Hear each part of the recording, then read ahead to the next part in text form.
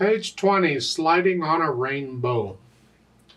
Introducing you to a type of ornament we use in music sometimes called a glissando, or a slide. A glissando simply means you're going up or down the keyboard very quickly. The notes in the glissando are not necessarily rhythmic, although the first note and the last note might be within rhythm. The notes in between are not. They're just whatever. It's just whatever. Or use the fingernail on these, and if there's a thumb going down, or in the right hand, use the fingernail, or the thumb going down. Stay relaxed. And if it's going the other way, you actually use any finger you want, but generally we use third finger or second finger and reinforce it. You can reinforce it with another finger. So your thumb's strong enough, you don't need reinforcement, although you could put your second finger on it if you wanted to reinforce that. It's up to you on whether you reinforce the finger with another finger to help hold it. And the angle you are here makes a difference. You don't want to be too steep going here because and you don't want to be too shallow here. Otherwise, you hit your skin here. That hurts. Been there, done that. So you're sort of in the middle here. It's not an exact angle. You experiment with it. What's an angle that works for you? It should not hurt to do a glissando unless you do a whole lot of them in a short period of time. It gets a little uncomfortable, but that's really all it is. As far as the notes involved, well, that depends on the situation, because about anything goes. In this piece, they don't tell you the starting note, therefore it's up to you to just whatever. The ending note is the melody note here. In some glissandos, you'll start with a melody note and glissando from there, and they don't tell you the end note. Well, okay, you just glissando somewhere, up or down, depending on what the sign is. That sign is that squiggly line going above the note or below the note, telling you which direction to go. In some cases, they'll give you the start and end note of the glissando, and it's up to you just to go between them. You have to be accurate. And it depends, too, because the notes involved could be several octaves apart. I could go from here to here, just go here, and they want a glissando within a particular period of time. Well, you just go and time it so that you're ending it right on the beat. That takes a little practice, because you don't want to go quickly and then have to slow down waiting on the beat to catch up with you. You have to time it out just right. On these glissandos, they only giving you one note and there's no real rhythm to it. How many notes are involved is up to you. Again, it depends on how much time you have. On this piece, I take about a half a beat for the glissando. So it's like 1 and 2 and 3 and 1. So it's quickly. At the beginning, you have an E, 1 and 2 and 3 and 1. I want to land on that on 1.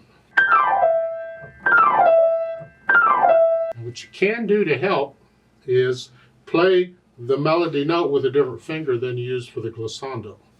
So it's like if I use thumb here for the glissando, when I get there, I'm going to use second finger for the thumb. Takes a little bit of practice to get that. It's just easier than trying to use the same finger each time. So you might try it with that too. And how far you go, again, it depends on how much time you have and how quick your glissando is. Glissandos are different speeds. You can have slow ones. And it needs to sound like a slide, so you don't go too slow.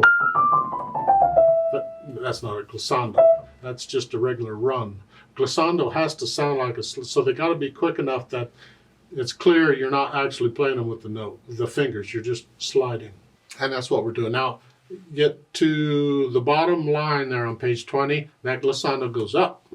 So now we're going to go up to A. So where we start, I don't know, start about an octave and a half or so. And I generally end it with the thumb here, but you can end it with the same finger. I just find that unreliable, especially if I'm nervous. So I'm going to play it with a different finger than I glissando. Is how I would do those. You don't have to go that far. You can just go up a little bit. If you just want to go a little, or maybe an octave.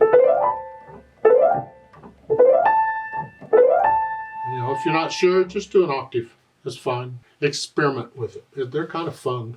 Don't overdo them. This piece overdoes them. But it's sliding on a rainbow, so I guess you've got to overdo it. So leave out the glissandos at first, and let's get the notes. So since I'm going to come down and play it with second or third finger, that's what I'm going to use to practice. I'm going to use, it doesn't matter. Try and connect the notes as best you can. Left hand's just broken chords and chuck chuck. I use a 4 here. The chord is that, and that's the fingering, so it's fourth finger on the, not third. 5/7 chord. Okay, so you're here.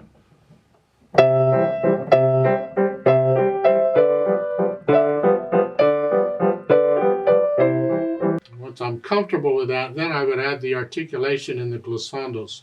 I consider a glissando a type of ornament. And when I learn a piece of music, I do the ornaments with the articulation. You can do them anytime you want. That's how I do them. So you're going to be slowed down a little bit. Well, it's an andantino, so it's not really slow, but it's a casual, nice thing.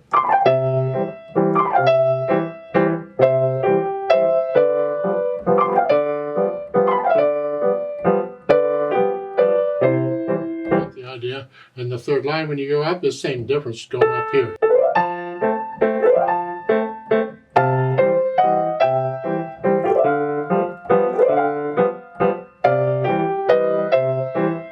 Otherwise, as far as articulation goes, you're connecting. You can hear the phrasing, but the glissando's making you lift up anyway. The left hand, they don't give you any articulation, so I just recommend the regular chuck chuck. Connect the first two notes, and then you can't connect the repeated notes. That's fine. Dynamics go to the right hand. That's the melody. Whatever you think moderately loud is, these need to be soft. And you can follow the dynamics. They get loud and soft in places, and once you get into the music and start feeling it, you can play around with that a little bit. And of course, they've added pedal. It'll be overlapping pedal. The glissando will smear it, but it doesn't last very long, so we'll put up with it, as a guess. If you want to hear the phrasing, then you can lift up with the right hand. Right before you do the glissando, you'll lift the pedal up so you hear a little bit of silence. That's up. You experiment with both ways and see what you like.